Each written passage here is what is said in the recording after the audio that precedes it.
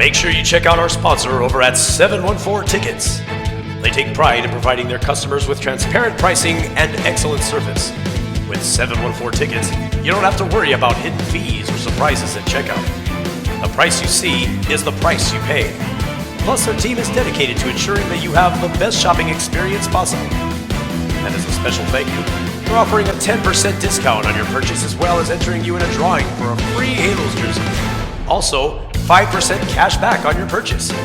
Only when you use the promotional code HEATY at checkout. That's HITI, HEATY. Get ready to shop with confidence and discover great deals today over at 714 Tickets.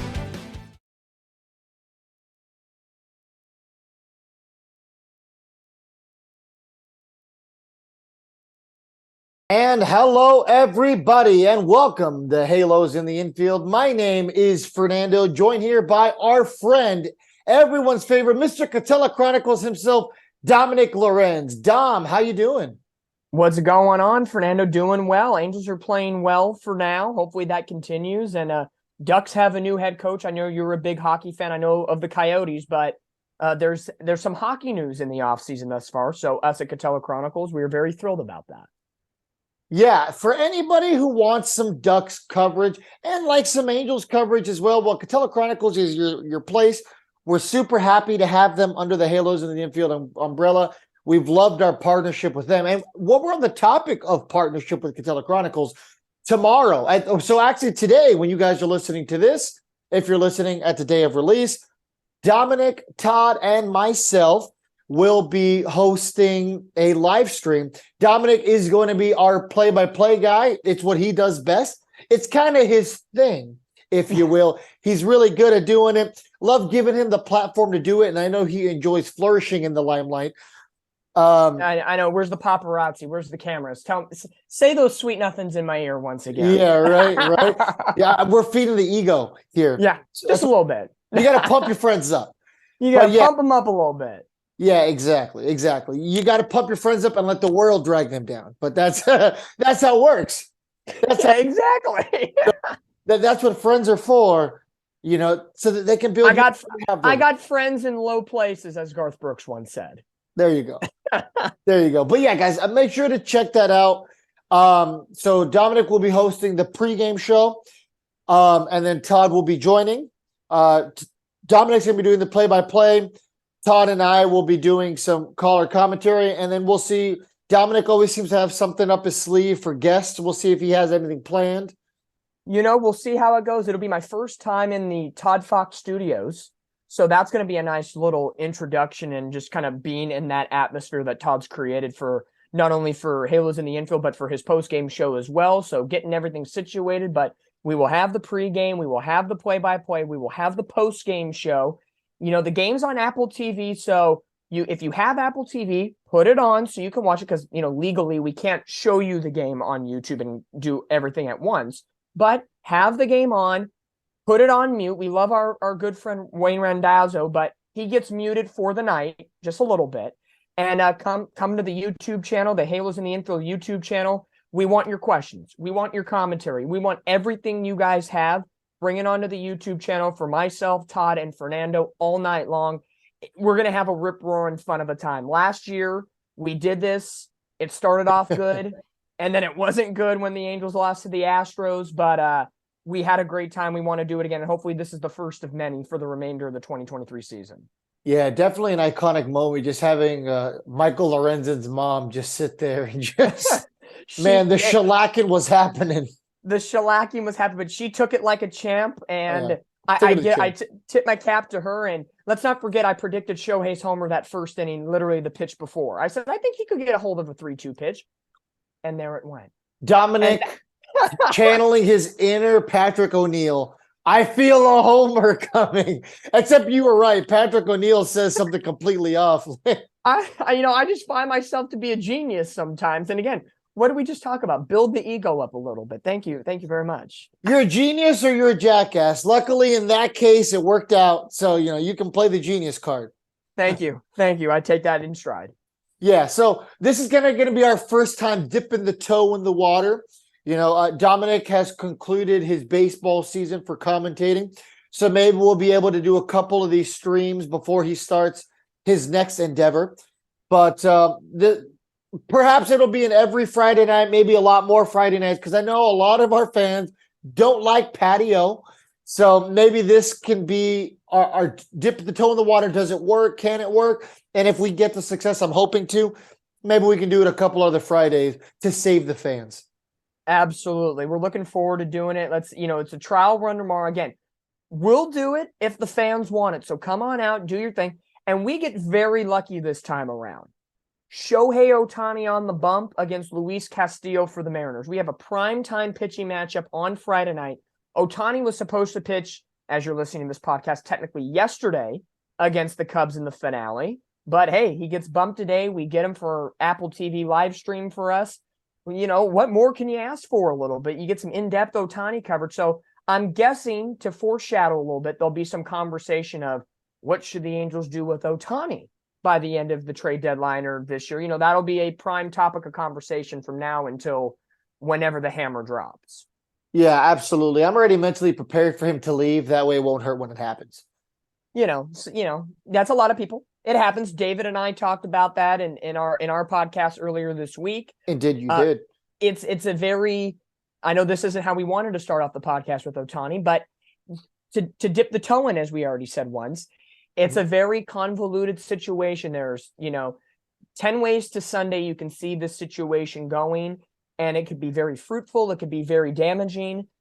Beauty's in the eye of the beholder sometimes. And I can see the conversation of, if you keep Ohtani, yes, that's great for PR, marketing, and fan purposes, but it could hamstring the franchise money-wise. But if you let him go, it's a PR nightmare. Mm-hmm. But you can take that $300, $400, $500, $600 million that he'll get and put that into 3 or 4 high-priced players in the next free agent or the following free agent class. So a lot of situations that can be taken in that scenario if you're Perry Manassian and the Angels. You're right. We're already going on this, so let's keep the ball rolling. You know what? Let's talk Ohtani. Let's dive into it. Okay. You know what? But before we do that, let's get the yard work out of the way. Make sure to follow Halos in the Infield on all of our social media. Make sure to check out our sponsors over at 714 Tickets. If you need tickets to a game and you don't want to pay those pesky fees, Dominic, do you like paying fees for tickets? I like paying for beer, but not fees. There you go. There you go. And if we can avoid already getting the money for the beer, even better. So I know how we can do that. But like I was saying, 714 Tickets, use the code HITI, HITI, for 10% off. You can use that code again and again. You just keep on going. The good times never end. And at 714 Tickets, we'll see you at whatever event. They have tickets all over the country for any event you could possibly think of. And if you want a beer, like Dominic said, but you don't want to give your money, your hard-earned cash, to Artie Moreno, head on over to Noble Ale Works. They have some great local brews close to the stadium. Mention Halos in the Infield for some drink specials, and you can leave your car there and walk to the stadium, and you don't have to give Artie $20. Dominic, where can our fans and, of course, the listeners of our podcast who don't already know about Katella Chronicles find you guys? Well, you can find us on our website with all in-depth articles. I haven't been doing that as much lately, but we're going to be getting to it now that I have some time over the summer. www.katellachronicles.com. You can also follow us on Instagram and Twitter at Katella_CHRON. And the fun thing about our website is you go to the little tab on our website that says podcast. You can get every single podcast we have ever done since the inception of Katella Chronicles from last May. So check that out. We have 2 episodes that came out technically this past weekend / this week. One with guest host Todd Fox himself, and then myself and David Goodkind back together for part 2 of episode 16, which was perfectly named Philosophy for the great leader of the Angels, Phil Nevin. Absolutely, our fearless leader. Yeah, the last article you guys put out was about the Duck season. And then you don't have to go too far till you see Brett Phillips' shiny face. Yeah, I know. It's been a hot second. I can tell you right now, there'll probably be an in-depth article about the new Ducks head coach, Greg Cronin, coming up soon. And then probably as we get to mid-June to probably the end of June, you're going to get that halfway through the season type of article of where the Angels are at, what could be happening, and probably what we're going to talk about right now, this entire Ohtani situation that is going to be a big topic. And I know, of course, Halos and the Infield fans, check on out those articles. And I'm pretty sure, everybody under the Heedy umbrella, whenever they want to write something, you guys are more than welcome to come on out. We need your guys' voices too. And it's always great to get your side of the equation as well. So let's talk real quick, since we're on the topic of Ohtani, about the latest podcast that Dominick and David did. So David brought up a very good point, and Dominick regurgitated his agreement on the situation. So it seems like we're going to have a real ripple here in the fan base. Now, obviously, we continue to win. Nobody's going to want to trade Ohtani because this is our last guaranteed shot with him.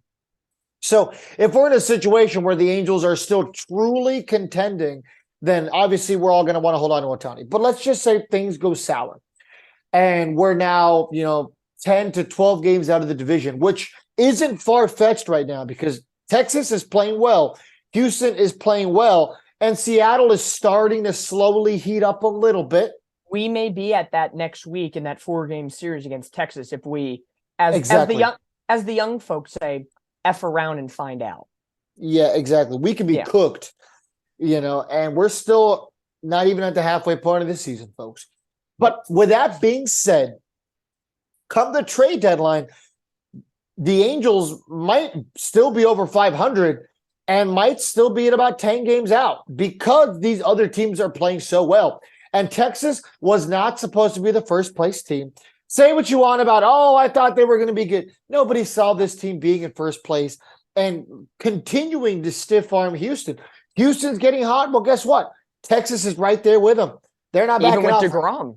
Even with Jacob deGrom being out for the majority of the year, Tommy John surgery, their pitching staff has picked things up. And that's, you saw it firsthand when you were at the Rangers-Mariners game over the weekend. Mm-hmm. They throttled them easily. Oh, yeah. Yeah, it wasn't even close. They murdered them that entire series. I think the first game was somewhat close, and then the second game was 16-1 until the last inning. They started to threaten a little bit, turned into 16-6.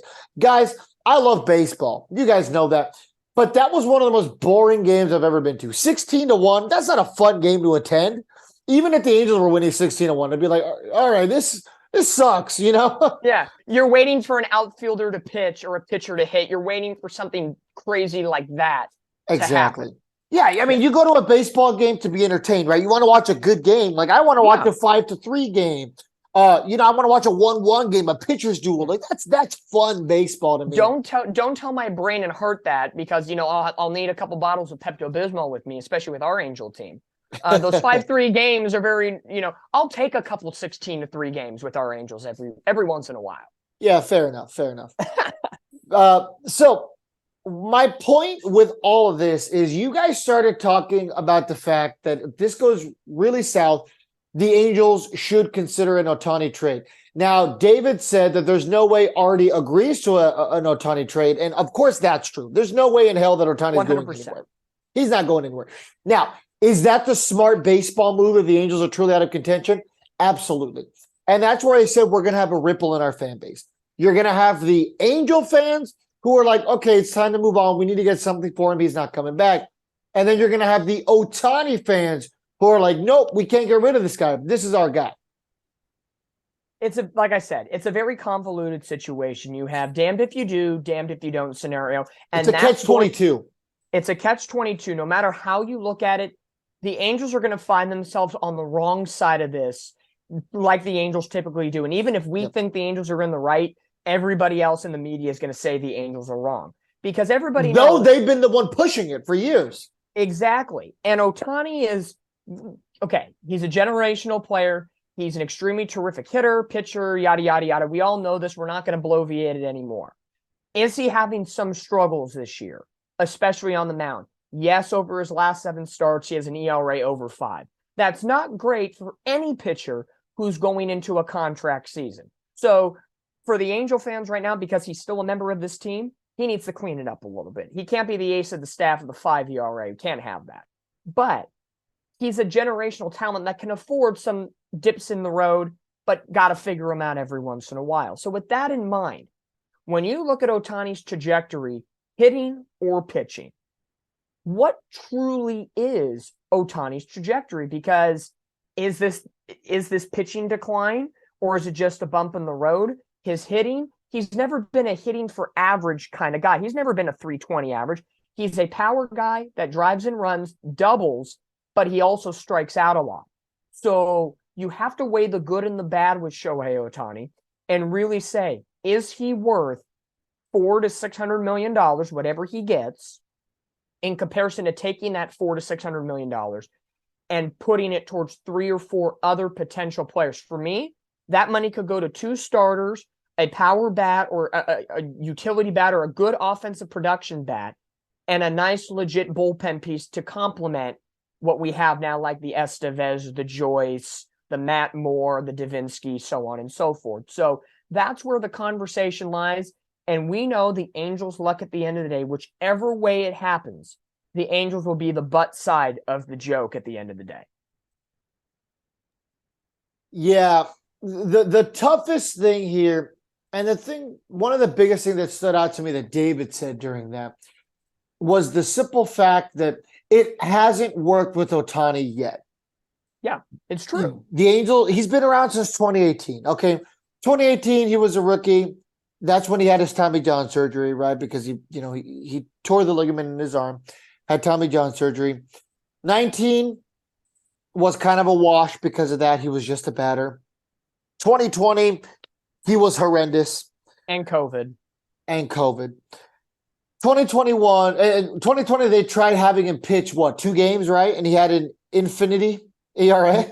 Yeah, the first game against Oakland was bad, and then another like a third of an inning type appearance, and it was just, you saw they needed to take that extra time to they already knew COVID was going to F everything up. So just why, if we happen to get in the playoffs during COVID without Ohtani as a pitcher, well, that's just sheer dumb luck of the draw. And of course, the Angels didn't. Yeah. In 2021, he had the best year of his career, won the MVP. 2022 should have won the MVP, but Aaron Judge did something that people have seen before, and for whatever reason, he won the MVP. Go figure. Yeah. So the point there is we have seen an average Ohtani his rookie year, a subpar Ohtani for 2 years, and then 2 great years of Ohtani. And right now, dare I say, where we currently sit right now, he's average again. And not a stellar pitcher like he's capable of being, and certainly not hitting the cover off the ball like he's capable of being. He's an above average batter right now, and he's a number 3 type of pitcher where we currently sit. Now, the only asterisk to that statement is an average or subpar Ohtani year is a great year for normal players. Just like we talk about Mike Trout. A Mike Trout 300 average, 35 home runs, 110 RBIs for Mike Trout, which is Mike Trout being Mike Trout, is somebody else's potentially career year. So it's almost, in a sense, at times comparing apples to oranges a little bit, especially when you have 2 generational type players on the roster for the last 5+ years. So it's a little funny to be talking about it in this connotation, but the Angels have standards. And I know I say that very lightly, as Artie Moreno is still our owner. And may I say that I almost said Lord and Savior, but he hasn't saved anything except money recently. But, you have Trout and Ohtani, and like David said in our earlier podcast, what do the Angels have done with 2 generational players on the same level, minus the COVID year, because we all kind of got jacked from that? Not really much. You lost a year with Trout. You lost a year with Ohtani. So really, 2.5 years of Trout and Ohtani's teammateship together has been lost because they've had injuries. So what do we really have with these 2 players? That's the odd thing. They've been here for a while, but calculate all the games that they've played together and compare it to the games when they're not in the lineup. It's again, convoluted is a real definitional word that can be used for this situation. Yeah, there's some advanced stats out there that show that this team is, for instance, when Mike Trout's hurt, our record without Mike Trout is almost the same as it has been throughout his career. Yeah. And there's no disrespect to Mike Trout. That's just the numbers are there. Yeah. When he is hurt, we're the same kind of team. Really, the biggest issue with Ohtani's pitching this year, he's throwing the sweeper nearly 42% of the time. It's his main pitch. How often do you ever see a breaking pitch as someone's main pitch? Now, the only thing I can think of is maybe he's trying to put less strain on his arm and, fastballs and overusing the fastball, especially a guy like him who's pumping nearly triple digits consistently or, high 90s consistently. You're going to put a lot more strain on your arm than a breaking sweeper. Problem is, he keeps leaving the sweeper just down in the middle part of the plate for righties. Yep, and they keep taking advantage of it. Look at the hot zones. Well, if you take a look and as a baseball traditionalist and as a broadcaster, the word sweeper bugs the crap out of me. It's not a pitch. Your pitches are fastball, slider, curveball, changeup, circle change, knuckleball, yada, yada, yada. A sweeper is not a pitch. A sweeper is a nickname for what is I know they talk about it, but what is the definition? It's a combination of a slider breaking ball type situation. I think the ball breaks a certain way. So you have like a 12-6 curveball, where the ball drops, but a sweeper has a lot more side-to-side movement. Yeah, so it's almost like almost like a slurve in a way. It's that sliding curve action a little bit that takes a little bit something off the pitch. Which also breaks the question that then what's the difference between a knuckle curve then? Because a knuckle curve used to be the same thing, except, if gripping the ball with two fingers this way, you're now gripping it with two knuckles that way, which who throws knuckle curves anymore? R.A. Dickey was probably one of the last ones that did it. And I think there was a righty for the Boston Red Sox back in the day that did it a couple times. But knuckleballs are a thing of the past. But the sweeper, I feel, it's just a throw around word that just, I think, sounds sexy. Like, ooh, he threw a sweeper. Like, it doesn't really make a lot of sense. And I know slurve is not the greatest of words. So that's just me being picky as a broadcaster, and I digress. But the sweeper for Shohei Ohtani, it's all about placement at this point. And he's almost aiming it instead of throwing it. And you hear that all the time with little league, high school, college. Stop aiming the ball where you want it to go. Just let the natural progression work on your mechanics, and it'll come around. It will do, if you have proper mechanics, it will happen. It's science. It will happen. And I think he's trying to be too fine right now. Ohtani is being too fine with that pitch. And I think he's just trying to force it in a way where it's like, it won't go the way I want it. Maybe I'll just twist it, do something else. And it's not working. You're not seeing him use the splitter as much as he has been in that past. And the splitter is just nasty. I would prefer him to get beat by the splitter than continue to get beat by the sweeper right now. No doubt about it. He's only thrown the splitter 7% of the time this year. And normally that pitch is closer to his third most used pitch. So right now it goes sweeper, fastball, cutter, sinker, split, and his least used pitch is the curveball. Yeah, I'm gonna call BS on this. Not BS on the numbers that you're throwing up, but I'm calling BS on the whole situation. And I honestly, hot take here, I'm calling BS on Shohei a little bit, because for him to only throw the splitter 7% of the time is absolute freaking ridiculous. That splitter, we've talked about it for the last 3 years, 2021, and at least the last 2 years for sure, when we were saying he should have some Cy Young votes, maybe not win, but get the votes, his MVP candidacy, especially last year when his pitching was so dominant, even through the losing streak and everything else. That splitter is one of the nastiest splitters in baseball. And you're only going to go 7%.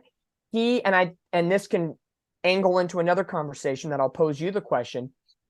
I definitely am on the side that Ohtani needs to stop calling his own games. And I think in his brain, the sweeper is going to work. I'm going to create this new pitch or do this new thing. Go back to the splitter, and your fastball works just as effectively too. When your splitter works, you're gonna bust their leg up a little bit with a nice fastball greasing the outside corner part of the plate. It should be simple math here. Yeah, I take a real issue with the sweeper being used so heavily here. I mean, one of the biggest things that you have to do as a baseball player, especially of Ohtani's caliber, is adjust. Baseball is a game of adjustments. And at some point you would think he would start to realize, man, this sweeper is starting to get hit around, man. And it really is. He's been getting lit up. I mean, I believe you guys brought it up in that show that he has an ERA of over 5 his last couple starts combined? His last 7 starts combined, which includes the last start against Houston, a 5.07 ERA. And he was at sub-1 at some point, correct? Yeah, he was at sub-1, and he was teetering around the 220s before the Astros start, and then the start before that was the Marlins start. And I'm blanking on what the start was beforehand in that sense. But it hasn't been great over the last couple of starts. And for me, being the nerdy broadcaster I am, I'm going to definitely look up these stats. But yes, that over 5 ERA in the last 7 games is not that can't continue if you're the supposed ace in stat. Every ace goes through a slump. Max Scherzer's gone through a slump. Verlander's gone through a slump. Garrett Cole goes through a slump. Clayton Kershaw goes through a slump. Everybody does. And that's fine. But it's those in-game adjustments that are going to make the biggest difference. We've seen the Angels offense do it over the last couple of days against the Cubs, but now it's Ohtani's turn to do it on the bump. Yeah. Now, one of the things I'll say to start slowly getting us to our point on this particular Ohtani conversation, if we're in a situation where the Angels have an opportunity to sign Shohei Ohtani, the real question starts to begin, is it worth it? And the reason why I say that isn't because Shohei Ohtani is not going to be worth the contract for the first year or two. Because like you said, when this man is healthy, he's the best player in baseball. I don't think you can really dispute it. He's for sure the most talented player in baseball. Yeah. You can't even pretend to disagree with that. But what I will say is we've had him for 5 years now, haven't won anything. It's only going to get worse now because he's going to be getting a bigger contract. If you have a situation where Ohtani, Trout, and Rendon are combining for $120 to $130 million combined, you're not winning anything. You're not going to win anything. Why? Because Rendon's hurt an awful lot, okay? The part of his career that includes Rendon being healthy is over. I'm not going to say yet that the part of his career where Rendon is effective is over yet. We're kind of trending in that direction because we've yet to see a fully healthy Rendon for a substantial period of time where he is consistently helping the team through his ability to stay on the field. And that's something that some players don't, or some listeners don't understand. It's not even always about performing on the field. It's about being available for your teammates. And we've started to see some leadership qualities show with Anthony Rendon. He spoke to the media, said some stuff I like to hear about trying to kickstart this team. You know, we need to win at least 15 games, guys. We'll get to 90 wins, sometimes 16 or 17 games a month. That's the kind of stuff you want to hear coming from a man who's supposed to be the leader. Yeah, it's 100% correct. Now, the thing about Anthony Rendon, I don't want to digress too much off the topic, but it's something I've read a lot. And I've been a very big proponent about this since Katella Chronicles and Heedy and throughout my life, or at least Rendon's contract life with the Angels. I've said from the beginning, he balances his batting lineup. And regardless if he goes 0 for 4, he can knock in a sac fly. He drives and runs. The opposing pitchers, starters or bullpen, have to pitch to this Angels lineup differently when Rendon is in the lineup. When he's hitting fourth, after Trout, before Renfroe or Drury or Ohtani or whatever the lineup is that day for Phil Philosophy Nevin, it has to be put into question. I don't care if Rendon is in an 0 for 25 slide.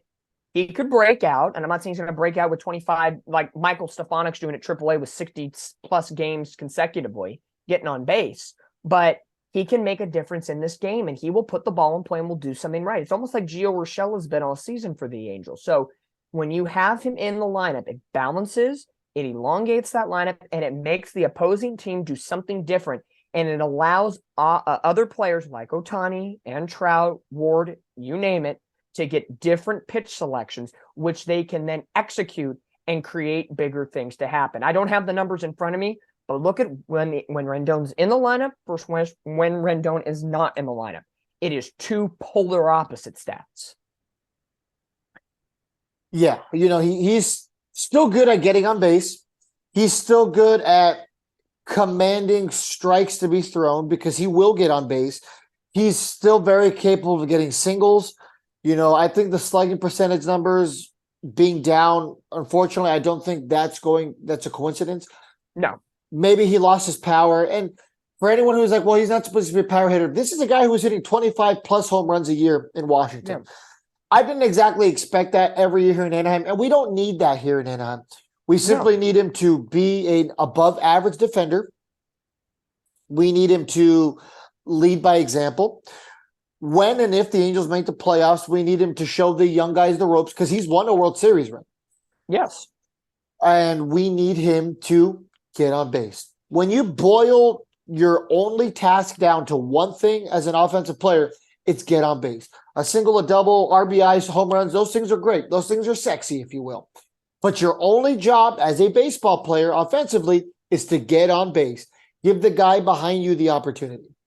Yes, Billy Bean. Yeah, exactly. It's true. But does he get on base? But does he get on base? It's 100% true. And Rendon's a big key to this Angels puzzle right now to get them over the hump. And like you said, I like he's been vocal. I like that he has really taken the reins. And I know Trout is a leader on this team, but he's kind of a soft-spoken leader. He's not going to be out there shaking players and telling them, you got to do that. No. Yeah. Rendon seems like he'd be the guy. But again, they're not. This Angel team really doesn't have a guy that you're going to see on TV in the dugout going at somebody consistently. It's going to be, we're going to take care of our business inside and figure it out. But Rendon plays a key into this whole Shohei Ohtani thing. Again, it's a very deep situation because, as you said, is Ohtani worth the amount of money? And what's he going to be at the back end of that contract? For me personally, I don't think, and this is not of his talent, just the situation, his age, and futuristic things. And, the Angels have been burned with bad contracts before. I think, honestly, Shohei Ohtani is no more than a $400 million man. And honestly, perfectly honest, he's not going to get a 10-year deal because he's older. He's approaching 30. I'd say he's more of a, I don't know how, math is not great for me right now, but I would say 6 to 7 year deal, 3 to 350.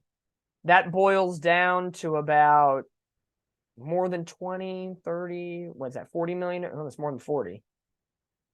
I don't know. Something, no more. He's no more than 35 to 40 million a year. And honestly, I still think that's too much, and that's not against Shohei. I'm just looking at it purely from a money and where he will be by the end of the contract. Give him, I don't know, 5 to 7 years for 300 million and call it a day. That's fair based on performance. Let me see. I'm trying to think here what I'm thinking.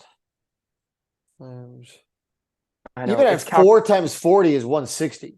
So I mean, so if it's a 300 million divided by 7 years, that'd be about 42.8 million a year.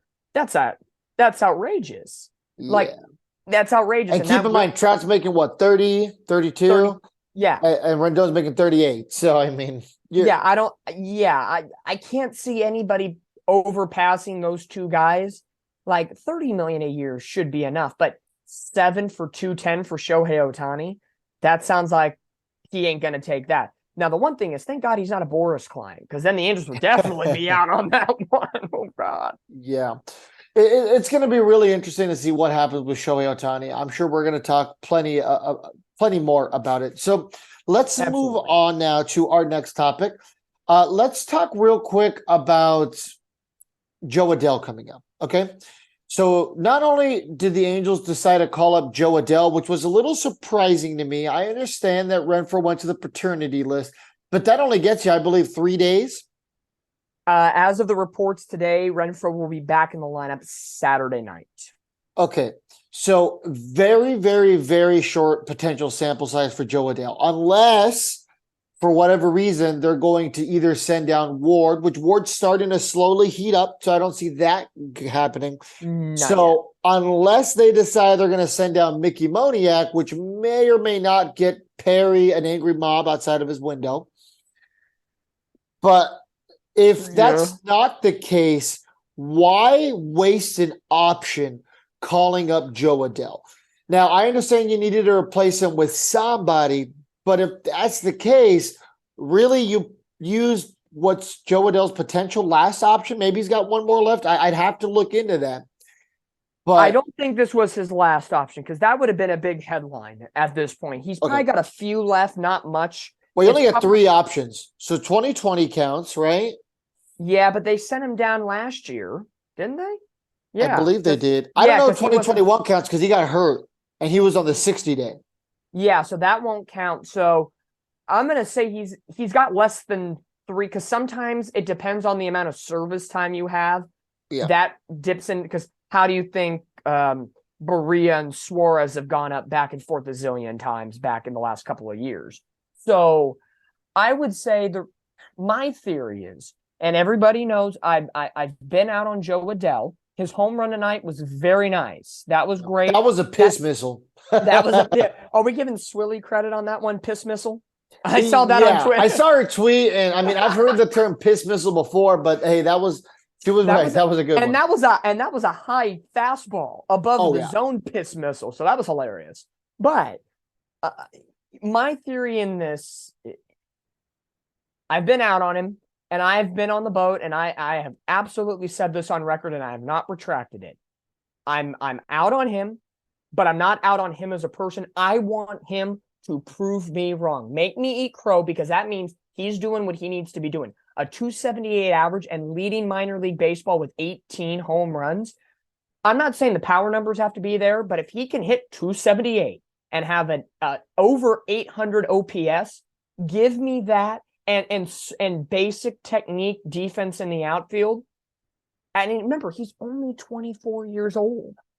So give me that. I think theory-wise behind this, I think there's something brewing, because I don't think you call Joe Adell up for 2 days and send him back down to AAA. Hunter Renfroe's not going anywhere. It's not like they're going to DFA him. Taylor Ward's not going anywhere. Moniak would be the first person, and I hate to say it, but you don't want to send a good thing down. But Moniak, I know, has more options probably than Adell does. So you have a little bit of a benefit there. But here comes in question, is Jared Walsh the guy that gets sent down? Get some excess work. You have Urshela over at first. Does that create a situation that can open? Because right now the Angels have a carousel of infielders, and they now have 5 outfielders on the roster when Renfroe comes back. Something has to give. You can't have 5 outfielders in a game. No, you cannot. So, but this is good. The Angels have a logjam for once. Yeah, Something positive. we're not used to. A positive logjam. Normally, the logjam is just mediocrity with guys like Jose Rojas and Jack Phil Mayfield, Gosselin and Jack Mayfield. Yeah, Squiddy Poo. Exactly. So at least now there's legitimate options. I mean, you're in a situation where you're having to find at bats for a very hot Gio Urshela. Brandon Drury's been starting to hit a lot better over the last month. Matt Dice is doing well. Mickey Moniak's getting benched when he's on fire. So realistically, there's some good position battles happening.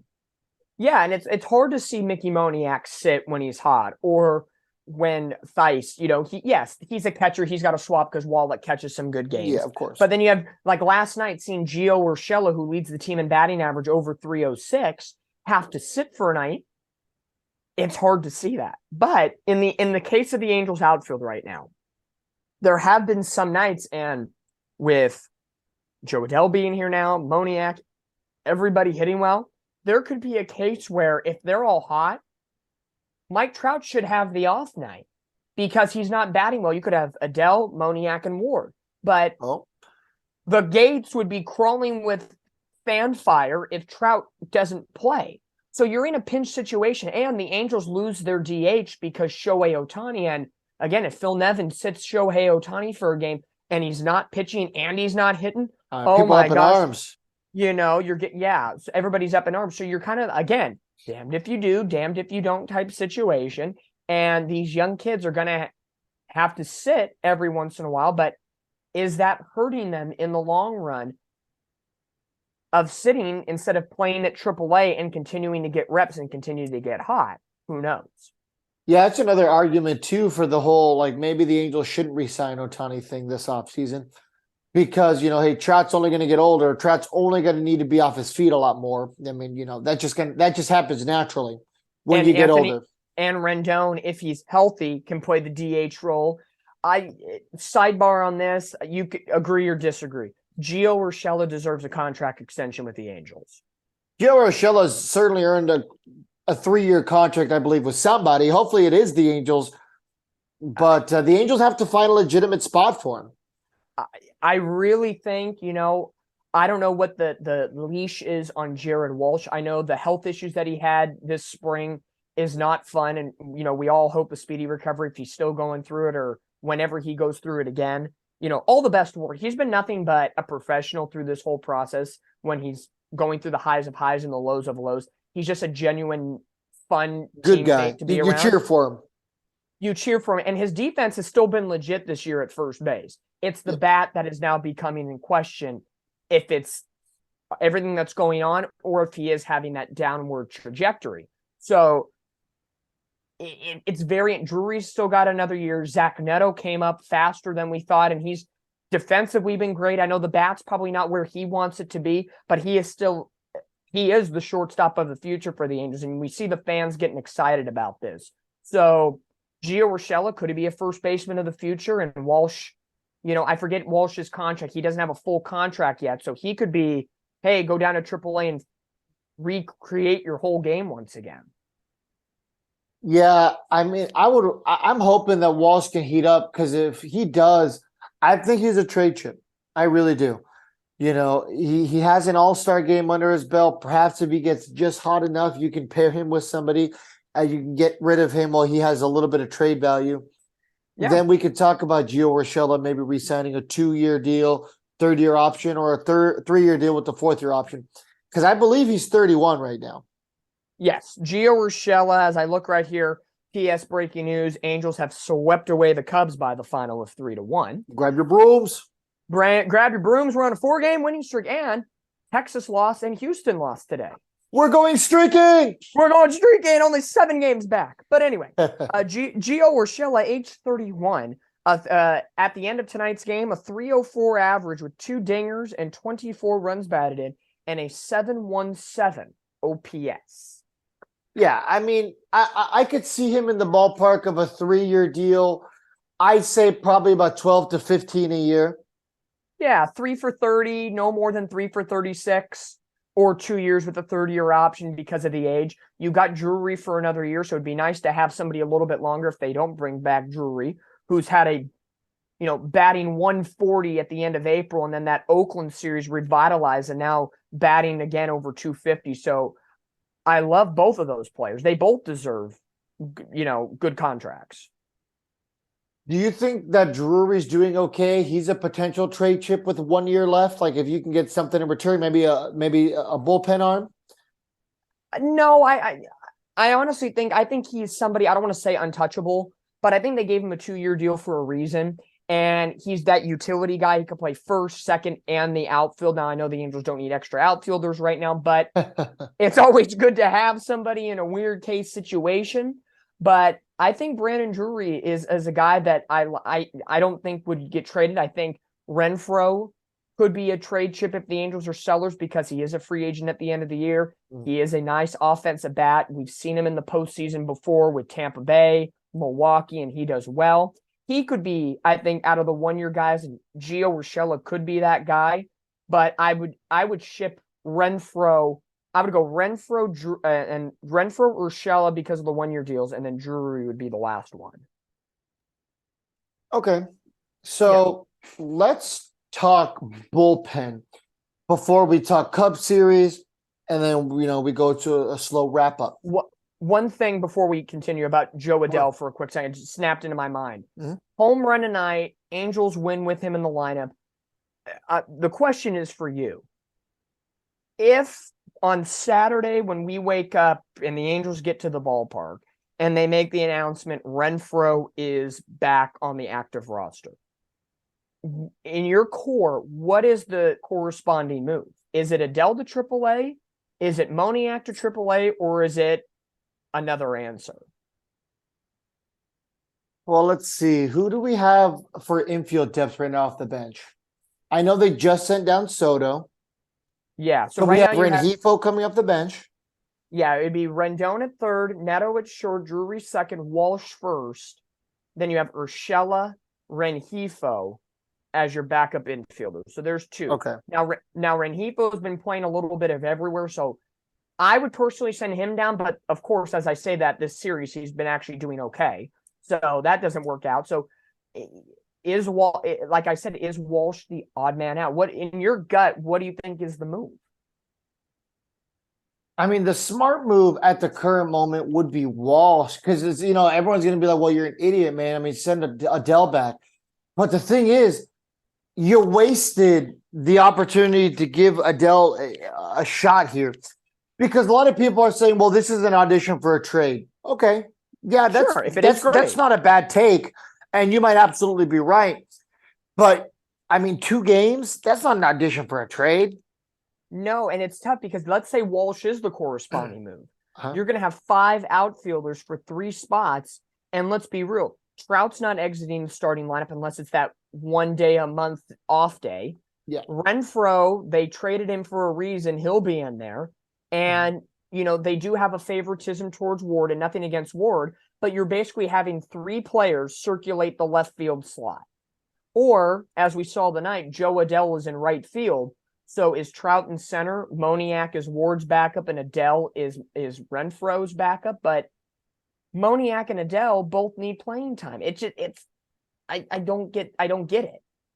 Yeah, I think that Joe Adele still belongs in AAA. I still think he needs a little bit of time to cook. But, I mean, for whatever reason, they're giving him a chance right now. In Ward's last 7 games, he's batting .345. So Ward is starting to heat up. Yeah. So again, does somebody go play a different spot? Like, I really wish a guy like Mickey Moniak could learn how to play first base. Or Taylor Ward could play first base. Yeah. Now Taylor Ward used to be a third baseman, so he was drafted as a catcher. They moved him to third base. He started playing the outfield. So I mean, first base isn't. I can't imagine it's a horrible transition to third base from third base. No. And again, it opens 1 outfield spot, but that's not 3. Again, what's the theme of this episode so far with Ohtani and this? It's a convoluted situation here. It's weird. Perry has some tough choices to make, which is good.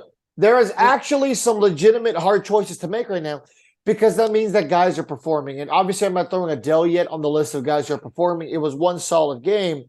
Yeah. But, why waste an opportunity of even bringing him up here in the first place?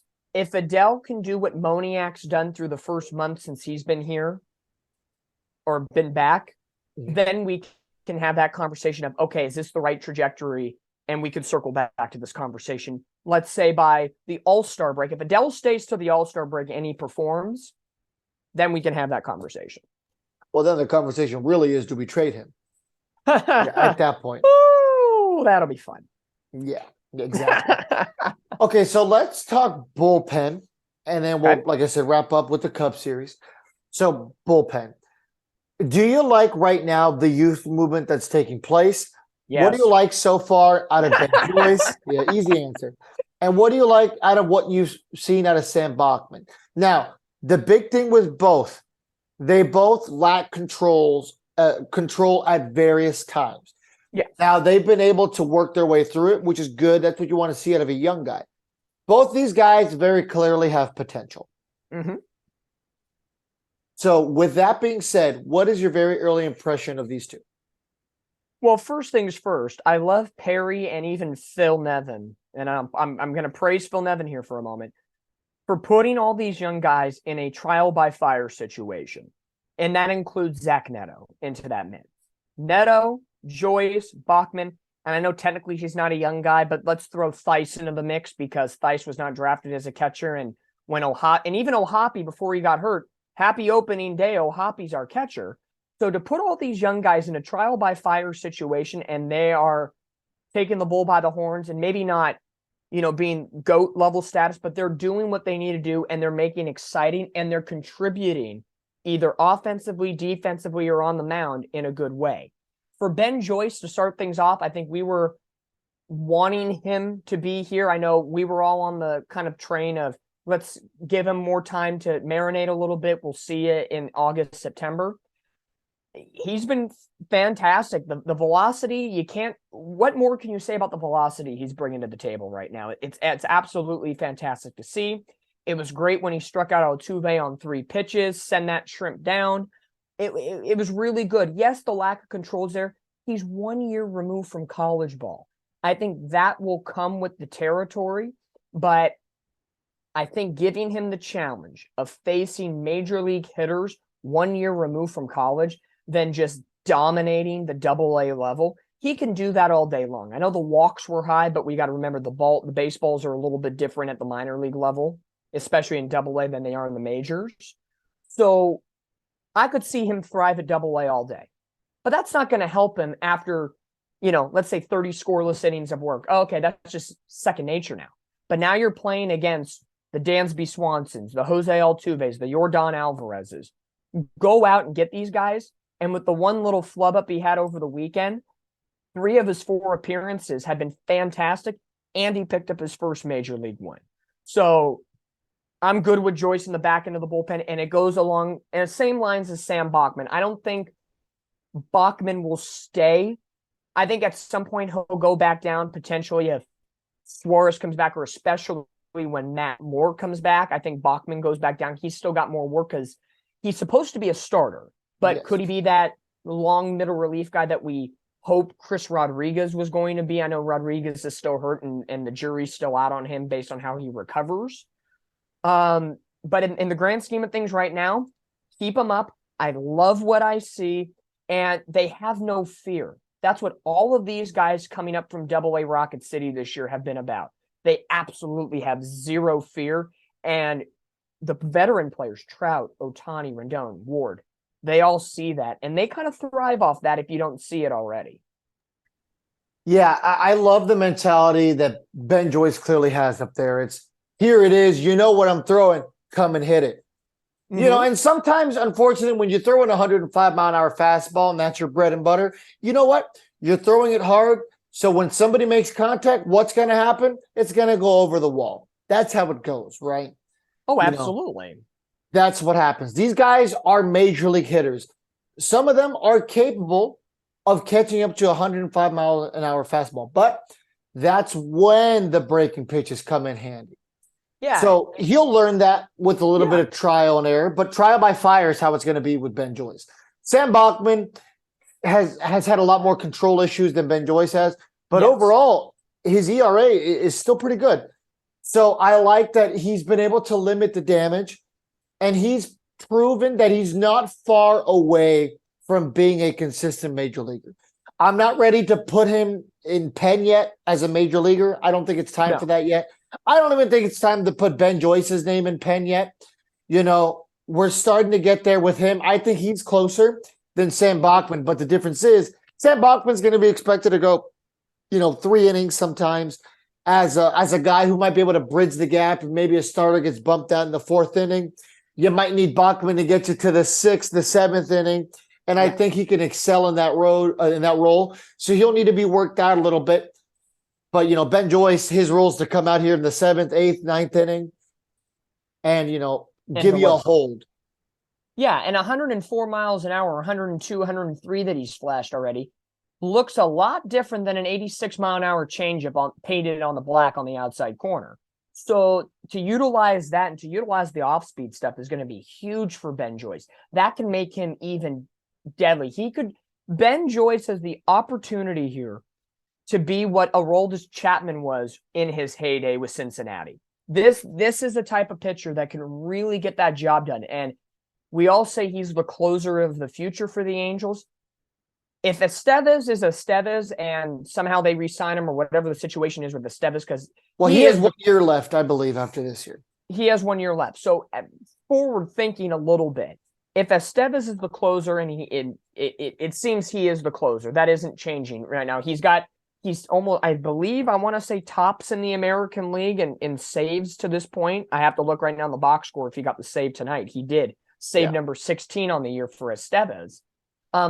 Ben Joyce as a setup guy, and then you go to Estevez. Why not? And then if there's a problem, you can flip them. They are interchangeable. Absolutely. Or remember, because Mr. Philosophy likes to have bullpen A and bullpen B. Maybe Ben Joyce earns some trust to be the closer for bullpen B. Yeah, who knows what the case may be. And if it works out that way and they both thrive in 8th and 9th situations, I'm not going to say no to it. As long as they execute, I'm cool with it. Then throw in Chris Davinsky, who's been a fantastic, I don't want to say pleasant surprise. I don't want to. Pleasant surprise, yes. I don't want to say too because he's been there, done that before with the Houston Astros. But knowing that he started at AAA and he was kind of revitalizing the last year and a half with Houston wasn't great for him. So to come out and really be absolute lockdown solid, and what else are you going to get from a Cal State Fullerton guy? Of course, he's going to be lockdown solid. Yeah, Kurt Suzuki wants to have a conversation with you. Yeah, exactly. Like, I'm not trying to be favoritism, go Titans. But Chris Davinsky getting on in there and doing his work, it's fantastic. So right now, with the bullpen that the Angels have currently, they have a lockdown 7-8-9 guy right now. And when was the last time we could say it was a lockdown 7-8-9? Probably since April of last year when Loop was the real Loop, Tepera was the real Tepera, and Iglesias was Iglesias, when we thought for a moment like we might have found the next bullpen trifecta. Yeah. Yeah. And then you could throw it back into the day of Scott Shields, K-Rod, Troy Percival, throwing Brendan Donnelly in there. There's some remnants in there for the Angels. So back into the bullpen, I'm absolutely content, happy. Having Berea in the starting rotation, plucking him out of the bullpen has been an absolute masterful piece of work. Yeah. He's been a godsend. The Angels pitching of the last 2 weeks, with the exclusion of a starter named Reed Detmers, Patrick Sandoval, basically any starter but Jaime Berea right now, everything but has been fantastic. The other 4 starters have been the problem. Yeah. And a lot of the time it's one bad inning. Tyler Anderson on Tuesday, one bad inning. Berea last night, one bad inning. Detmers tonight, one bad inning. The Angels are always that team that has one bad moment that wrecks a whole game. But luckily, the offense the last 3 days, courtesy of the sweep to the Cubs, has bounced back and been able to get their business done. So that's a perfect segue there. Let's talk about the games that we just encountered with the Cubs. So game 1, it was a 7-4 Angels win. Game 2, 6-2 Angels win. And game 3, it was 3-1 Angels. So let's start, of course, with game 1, where Tyler Anderson somehow picked up the save.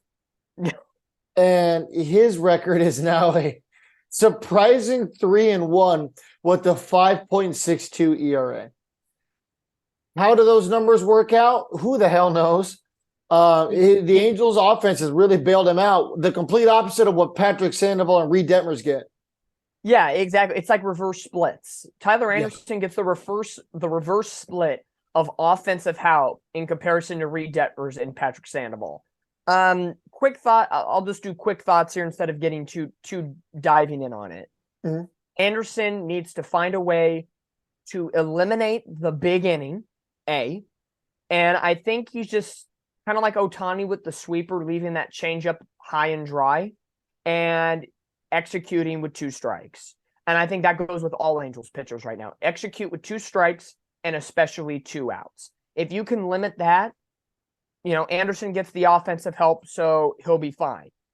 Angels in that game, and this will be a trend through all 3 games from me, 2 for 8 with runners in scoring position in game 1. But par for the course this season. Yeah, par for the course this year. After a tough road trip in Houston, after that day off Monday, it was good to see the Angels kind of have that rally monkey mentality on Tuesday. Trout 2 RBIs, Ohtani had the home run. It was good to see just that collective effort come back and really start the homestand and the series off on the right foot. Yeah, Justin Anderson didn't have it that night, but the rest of the Angels bullpen did, right? Soriano, was that the day he made his MLB debut? Soriano, I thought he made it in Houston on Sunday. Okay. He made it. Yeah, the Angels bullpen that night included Soriano with a clean inning, who still has a clean inning right now. Yep. Webb, Davinsky, and Estevez. And the bullpen combined that night for 4 shutout innings, 3 hits, 5 punch outs. Yeah, the bullpen looked great. That's exactly what you wanted. For a bullpen that struggled throughout various parts of this season, surprisingly, the fact that a lot of the names that we expected, we were hoping Tepera was going to rebound. He's not even in the organization anymore. Nope. Not even on a team right now. Aaron Loop, we were hoping was going to be a big piece. jury's out if he might be able to turn it around. Hey, he had a clean inning game 2, but he got lucky. Yeah, I'll bring up a thing on Loop when we get to game 2 of the series. But yeah, okay. no, where we were in game 1, it is a good kind of we raced our minds of losing 3 of 4 to the Astros, and we escaped the house of pain with the Sunday day game victory, barely. And, forget about it. We had an off day to enjoy SoCal. And again, we talked about this all year long. Take advantage of the games you need to take advantage of. The Cubs are slumping right now. They have lost 3 in a row. They've lost, I think, 5 of their last 7 or something. And they go out and take a game 1 victory. That's exactly how you wanted to set the tone. So now let's talk game 2. So game 2 was an interesting game. It was 6-2 for in favor of our Angels. Now that game was started by Jaime Barria. Jaime Barria, in my world, is slowly starting to creep into a potential all-star game consideration because he's been able to perform as a bullpen piece and as a starter. His ERA is 1.85 after this start.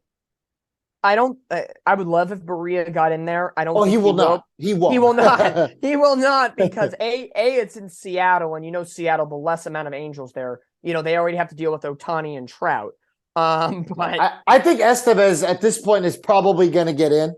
He has to get in at this point. If Davinsky had been doing what he'd been doing since opening day, if he was with the Angels' active roster, I think he'd get a consideration as well. But digression. Jaime Barria, we touched upon it just a moment ago. Keep him in the rotation. I love him. I like him. He gets innings. He'll go 5-6 innings. That's what the Angels need. And what more can you ask for? Let a quality start of less than 3 runs. Give me that all day long. I don't care who's pitching. Give me a quality start each and every day and let the pitching do their thing. Yep. The bullpen also looked great in this game. Ben Joyce ended up getting the win because obviously Jaime Barria got a no decision. Aaron Loop got hit around pretty hard like a Bonaparte gigolo. Mike Trout was able to bail him out with 2 pretty decent plays there where he had to cover a lot of ground in center field. Yeah. Sam Bachman was able to prevent the rest of the bullpen from having to work. He gave us 2 innings. That's the beauty in having a young starter, in that back end there to secure the win for us. The other thing, Mickey Moniak. Oh, Mickey, you're so fine. You blow my mind. Stayed hot. And everybody on Angels Twitter was talking about well, there's no way in hell that Phil Nevin is going to be able to bench Mickey Moniak. So I posted the gif of Vince McMahon walking out. Yeah, and I posted, this is going to be Phil Nevin benching Mickey Moniak. Lo and behold. Well, you knew that was happening, especially when they announced yesterday that Joe Adell was getting the start today. You knew with Ward playing, another lefty on the hill today, Ward was starting, Joe, that whole situation. Fun fact about Aaron Loop, since his return from the IL on May 22nd against the Red Sox, he has yielded 3 earned runs in 5 1/3 innings pitched with a total of 2, 3, 4, 5, 6, 7 hits. And 4 strikeouts. So not great, but not terrible. Yeah, one of my favorite Mel Brooks movies of all time's History of the World Part 1. As Don DeLuise, as Caesar once said, it's nice, not thrilling, but nice. It's like, okay, he did his business. He didn't wreck the game. So it's almost like this time of the season and era of the Aaron Loop era. If he doesn't screw up a game, it's a win. Yeah, it's good enough for me. It's good enough for me, and especially with other reliable pieces in the bullpen, it's not like we're entrusting Aaron Loop in a 1-run game in the 9th inning against the heart of an opposing team's order. Well, you never know with philosophy. Maybe today's the day. We're going to put him in there. He's getting the save today. In that game, Luis Rengifo comes up big with the solo blast, RBI single, 2 for 8. The Angels once again are with runners in scoring position. So 4 for 16 through the first 2 games of the series for the Cubs. That number will get a little elongated when we talk about game 3, because I already looked at the box score, and boy, oh boy, it's not great. Yeah. Let's real quick talk about Rengifo. Well, you brought him up. Okay. So his season average isn't very sexy at all. He's batting 227 through 150 at bats exactly. But in his last 7 games, he's batting 400. So has he done enough lately to prove that he belongs up here? Or are we having a conversation about David Fletcher needing to come up? Who I know you haven't been a crazy big David Fletcher guy lately, but the guy is batting, 320 right now in AAA. Yeah, I haven't been a huge Luis Rengifo fan all season long. And again, I touched upon this, especially when we've had our off-season conversations. 2 years ago, when Walsh had a big 21 season and we betted on him having a big 2022, it didn't work out. Yep. Rengifo has a big 2022 season. We're betting on him to have a big 2023, and it's not panning out fully. Every time we try to bet on somebody to recreate a massive season, kids sliding in the bottle again. Yeah, exactly. So for Rengifo, I thought his trade value was as high as it was going to be this past offseason, and they didn't pull the trigger, especially with all the utility infielder moves that they made with Urshela, Drury. Now, and again, we weren't even talking about Zach Neto coming up this season. So that was a surprise that kind of threw a wrench into some plans. So looking at it from a objective mindset, now to put a little asterisk on it for a minute, David Fletcher did come out of 2 nights ago with a little hamstring tightness in Salt Lake. We all thought he was potentially coming up, not Joe Adell. Yeah, well, because everybody was reporting originally that it wasn't injury related. Yeah, so it is injury related, but I don't think it was anything serious. So, it's hard to say. Rengifo has, I don't believe, any more options. Oh, no, that's Suarez. Suarez doesn't have any more options. But Rengifo's been up and down the train before. He can't have many, if any at all. Again, he can't have many as well. So Fletcher has a little more availability in that situation, especially with 2 or 3 years remaining on a contract. So, I guess because they're getting hot at the right time as we talk about this right now, it's status quo, business as usual. When they get into their next slump, it'll be a topic of conversation. Again, it's one of those situations where right when you think it's time to make a move, they find a way to pull off a 7 to 10 game stretch of batting 350 and above and saving games and doing things the right way. So that's why I always feel when I yell at my TV and say, "You're not doing enough," and then they happen to get on a hit streak, like Taylor Ward's now on an 8-game hit streak. Yeah. I feel vindicated. I feel great. I feel responsible for good things happening. There you go. But I mean, that's what you want. You want to be the next guy up mentality, right? If somebody's behind you breathing down your neck, like, oh man, you're starting to hear the footsteps of, hey, David Fletcher's doing well back there. Hey, Joe Adell's hot. Like, hey, these guys are producing down there. They're waiting to come up and I'm struggling. You want to heat up, right? That's how it should be. Healthy competition in a clubhouse, in an organization should be a good thing. These guys are athletes. These guys are competitors. They should just want to be better naturally. But if that's not enough, they should want to be better, because if not, you're about to go down to AAA and, have to survive off of that money. Yeah, David Fletcher's living the life of luxury here because he's getting paid his major league salary at the AAA level. So I'm pretty sure he's buying a lot of the team dinners every so often. But a guy like Adell, there's a big difference between making – I don't know what it is now, because I know they just unionized. I know it would have been the 20,000. Obviously, he was I think he made 100,000 at least because he's in the 40-man. 40-man guys, I think, get 100,000 minimum. Anyway. When you're on the 40-man, you get a little, almost like a bonus at the end of the day. Yes. But either way, having players, healthy competition breathing down your neck, and even guys that aren't at the AAA level, like I'm pretty sure Gio Urshela playing so well is making Rengifo look back and saying, okay, if I screw up, Urshela's going to get more time.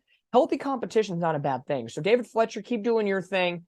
I see Fletcher coming back at a certain point, maybe because you're not going to let that $15 million a year just sit at AAA. That makes no sense. I think he's only getting 8.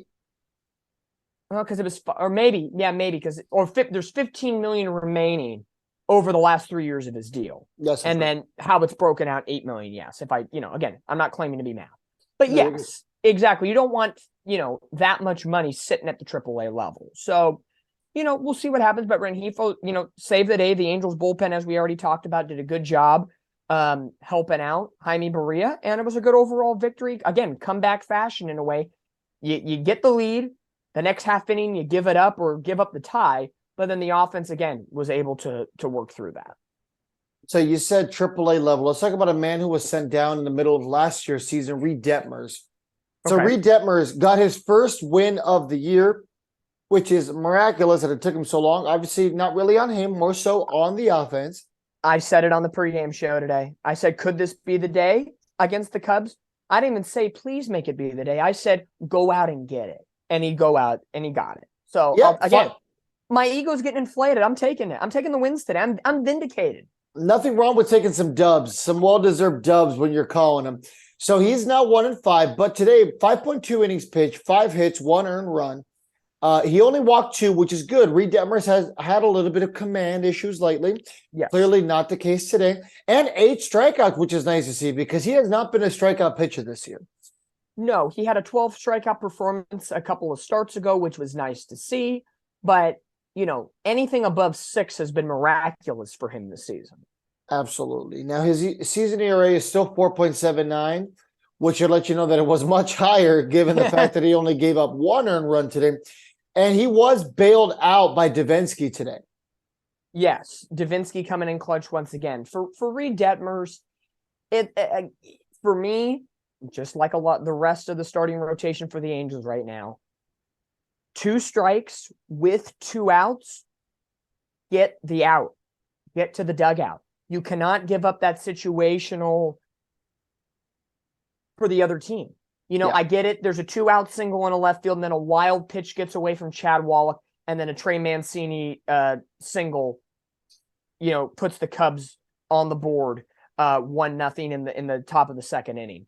So a little tough luck if the wild pitch doesn't happen. It's probably first and second 2 outs, and who knows what can happen. But for Reed Detmers, I think that's a confidence issue for him. Again, I talked about this with Todd, and I talked a little bit with David on the last 2 podcasts. A lot of the Angels, especially Reed Detmers, is reminding me a little bit, and Tyler Anderson, like an Andrew Heaney. They would get that 2 strikes, they would get the 2 outs, but they would kind of have a choke moment and start giving up those 2-out rallies. And that's got to be where it stops. When you get that second out, go get out number 3 and get back to the bench. Don't nibble around the corner. Go be a shark. Don't nibble, just go for the kill. Yeah, they don't trust the defense behind them. Clearly, Patrick Sandoval and Reed Detmers have both been trying to get that third strikeout, that third pitch strikeout single-handedly. Mm-hmm. For whatever reason, they feel like they need to be the guys to get it done because they don't trust the defense behind them. And you can tell that they're trying to do too much to get strike 3. Yeah, and, Reed Detmers, if this is a situation where he can have starts like this, for him, Reed Detmers is a guy, every Angels starter should be going 5 innings every time they go out there. I get it. There's always a game where it just doesn't work out and you're going to get bounced in the 3rd inning or some weird stuff happens. But there is nothing in this Angels starting rotation that calls to me that says this guy is not a 5 innings guy. There is no, right now in the current Angels starting rotation, there are no Jose Suarez's where I say, if we can get out of the 3rd inning, I will be thrilled tonight. These guys can easily go 5-6 innings. We've seen every pitcher do that at one point or another this season. If you can do that, that makes the bullpen stronger because they're not taxed. It's simple mathematics. I know it's a different thing from saying it and looking at it on paper and doing it, and we're not the ones doing it. But as the fans and the media that talk about this, we know the caliber of these players. 5 innings should not be hard. No, not at all. And I'm looking at the Angels projections. Reed Detmers' next start would be Wednesday in Texas against our good old buddy Andrew Heaney. Ooh, there you go. That'll be a fun matchup there. Yeah, I know. It's going to be a very interesting scenario. We talk about the Houston Astros being a house of pain for us. Globe Life Field has been a house of pain for the Angels since its opening in 2020.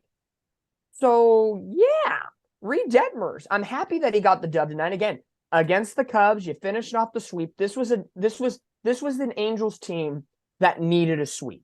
They needed something like this to really galvanize them before a big AL West matchup this weekend against the Mariners, who are struggling this season. You heard Jerry DiPoto today getting one player, and you knew he was kind of talking about Ohtani a little bit, because he said one high price multi-$100 million, $600 million player is not going to change our complexion of our team right now.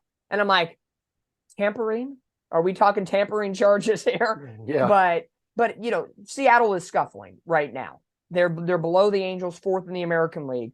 So Reed Detmers, even though he's not going to pitch against Seattle, he really needs to take what he did tonight, finish off batters, because if you can't finish off batters with 2 outs in Texas, they could be scoring 14, 15, 16 runs that night. Absolutely.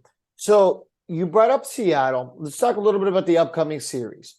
So Friday, you already mentioned the matchup to start the show, was Luis Castillo, who's 4-3 with a 2.55 ERA and 82 Ks, versus our Shohei Ohtani, who's 5-2 with a 3.30 ERA and 96 strikeouts. Now, one last time, let me remind you guys, you can find this game on our YouTube being covered by Dominick, Todd, and myself. Dominick is going to be doing play-by-play. So make sure to check that out on our YouTube on Friday, June 9th. It'll start at about 6 o'clock Pacific time for the pregame. Make sure to listen in throughout the entire game for live coverage, and at the very end for the postgame. So what do you anticipate? Do you think the Angels pull this game out? Honestly, it's really going to be up to Shohei Ohtani. What kind of day is he going to have on the bump? Because Luis Castillo he dominated against the Angels back the first week of the year when the Angels fell to the Mariners by that final of 11-2, that bad Jose Suarez start, that tough loss in Seattle. If Ohtani can give the Angels 6 innings and not allow a home run tomorrow, if he gives up a couple of runs, okay, it just can't be via the home run ball. Keep a couple pitches intact. He has faced Seattle numerous times. Bring back the splitter, and he's going to have to be on his A game. He cannot be the Shohei Ohtani over the last 7 starts.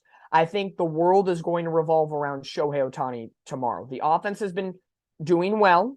They're hitting, not with runners in scoring position. They were 0 for 10 today, 4 for 26 over the entire 3-game set against the Cubs, which, if you're doing the math at home, a 154 batting average with runners in scoring position. That cannot happen the rest of the way for the Halos. But I really think it's going to revolve around Shohei Ohtani. Trout, this could be a good series for Trout. He always hits against Seattle very, very well, especially at the Big A.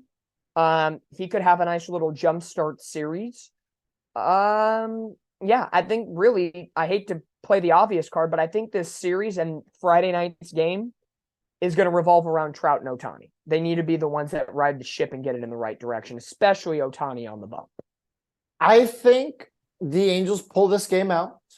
I think it's a pitcher's duel. I think it's a 2-1 type game. I think all 3 runs are scored very early. We're talking the first, second inning. And I think maybe like Ohtani gives up a solo shot, early in the first inning. I think he buckles down. But I think this is going to be a pitcher's duel, and I think the Angels are going to pull this game out. I think Ohtani is going to finally make the adjustment. He's going to stop using the sweeper as much. I think he's going to go back more to a fastball, change-up, splitter type of situation. Yeah, I think and I think that goes for the rest of the series as well. You don't play your divisional teams as much anymore with the new schedule realignment of playing everybody at least once. So the Angels the Angels team that was in April and that matchup in those 3 games in Seattle is completely different from right now in June. 2 months of baseball has gone on, and both teams are very different. The Angels right now are coming into this game on a 4-game winning streak, 4 games above 500, which is great. Seattle is under 500, I believe, at this point, and they're scuffling at this time. So it's going to be a tale of 2 different seasons right now, and the Angels need to, as I said a moment ago about the pitching, they need to be sharks. Don't nibble. Go for the kill, go for the jugular, and do not give the Seattle Mariners any opportunity to fight back in this series, because you already know next week, 4 games in Texas. Start padding your numbers, start padding your record before getting to Texas. Take advantage, because Texas has to play, or Houston, I think it's Texas, has to go to Tampa Bay this weekend. So if we can get a little help from Tampa Bay and we execute, let's say we win at least 2 of 3 from the Mariners, that can be very helpful going in. And if the Angels get lucky, let's say take 3 or 4, God forbid we sweep Texas, this could be a turning of the tide in the season. Yeah, and then that's when we're talking about a completely different team, right? Because we're talking about a team that just either won 3 or 4 or swept the division leader. And that's what creates winning cultures, right? Not only are you beating the teams you should beat, but now you're playing good baseball because you're playing teams that nobody expected you to beat, or especially not sweep. But I definitely think that we're going to get a Rally Chris special here against Seattle. I'm calling 2 out of 3. Yeah, you're looking at the standing up to the minute standings right now after the Angels 3-1 win over the Cubs. Texas, I misspoke earlier, did not play today. They had a travel day from Texas to Tampa. So we gain a half game. Houston did lose. They lose 3 of 4 to the Toronto Blue Jays. So Texas in first, Houston 5 back. We are 7.5 back. Seattle, I want to say, is still playing right now. They are a game under 500, 10 games back. So we have a 2.5 game cushion lead. And as I look here, Seattle did not play today. So basically the standings are finalized going into tomorrow's game. So the Angels have an opportunity here. Again, if they get a little help from the Tampa Bay Rays, and looking at that Texas-Tampa series, Heaney versus Glasnow, Eovaldi against Bradley, and Perez against McClanahan. Those are going to be some really, really good pitching matches. Wow. I was too bad Glasnow or McClanahan was not going against Eovaldi. Unfortunately, looking at the Angels-Rangers matchup, we are going to have to face Eovaldi the final game of that 4-game set, and it's supposedly right now going to be against Shohei Ohtani. There's some good ratings there, huh? So Ohtani's next 2 starts are going to be primetime Apple TV and FS1. Ohtani, these are this is where if he wants to make some money, Ohtani needs to figure this out. And this is a huge momentum swing for the Angels. It can go really good or it can be really bad. For the Angels, they have Tyler Anderson going in game 1 against Texas, followed by Berea, Detmers, and Ohtani. So I don't want to say do or die because the Angels are, not that far away in the American League wild card standings, just 2.5 games back of the Astros. This is go time. If the Angels, Trout's been talking about it, Rendon's talking about it, win those 15 games. We are better than what we've been playing. We can keep up with Houston. We're just not putting their nail in their coffin. Show me. Yeah. Show me and do it. You have next 7 games are against AL West opponents. You don't see them that often. The next time the Angels will face an AL West opponent after the Texas Rangers series, I'm going to swap it back here, will be not until after the All-Star break. Okay. They will see. It will be coming right out of the All-Star break. That first series, that big homestand that will feature 3 with the Astros, 3 with the Yankees, 3 with the Pittsburgh Pirates. So you're going to have about a month or a good 3.5 weeks without seeing your division. These 7 games, if the Angels can go 5 out of 7, that'll be good. That will be good. No matter what, this will be a stretch of 7 games where we look at the very end of September when we're trying to figure out if this is a playoff team or not. These 7 games are going to tell us almost everything we need to know about the future of this season for the Angels. Yeah, absolutely. There's no doubt about it. Like I said, a Rally Chris special of 2 out of 3 and even a sweep of the Mariners this weekend would be absolutely huge. Well, time will tell. Real quick, just the last pitching matchups for anybody wondering. Brian Wu, who I watched pitch on Saturday against Texas, that man got lit up.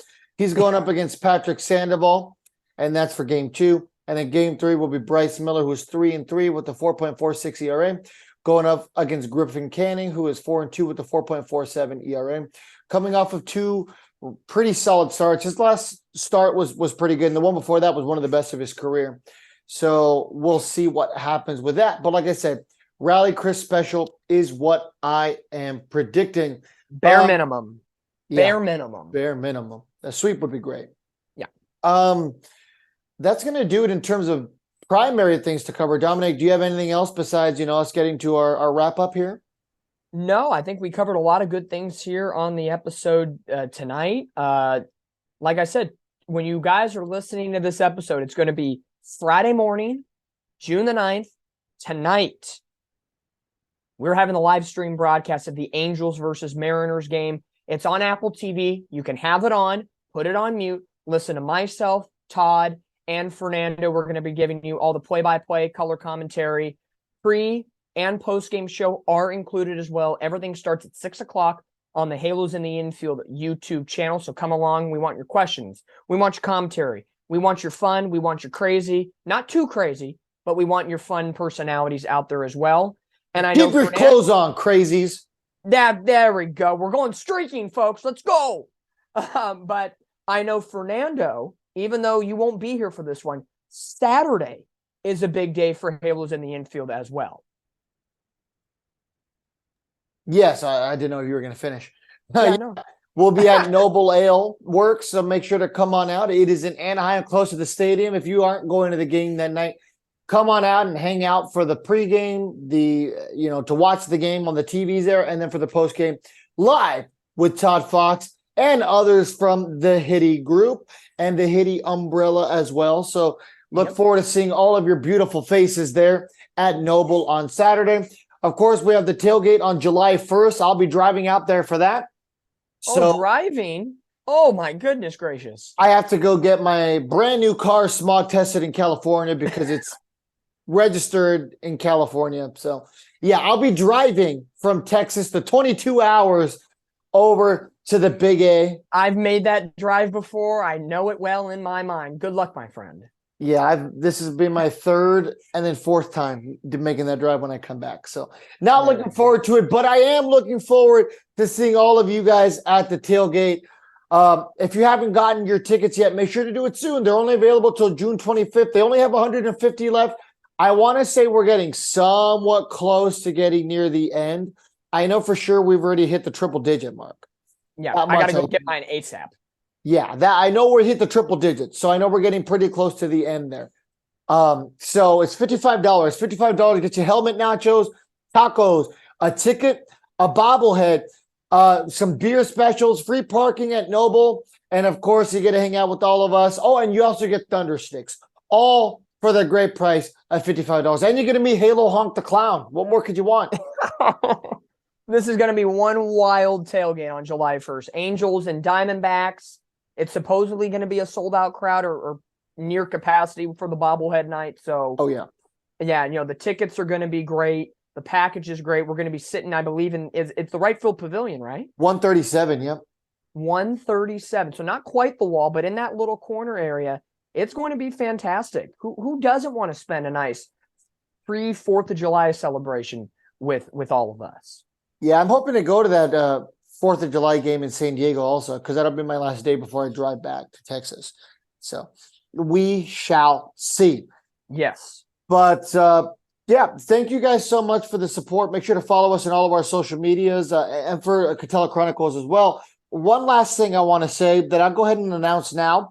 Stay tuned for some more details. Obviously, all of us here under the Hitty umbrella care very much about the community and future projects. But I do want to start hinting at our newest project and our newest endeavor.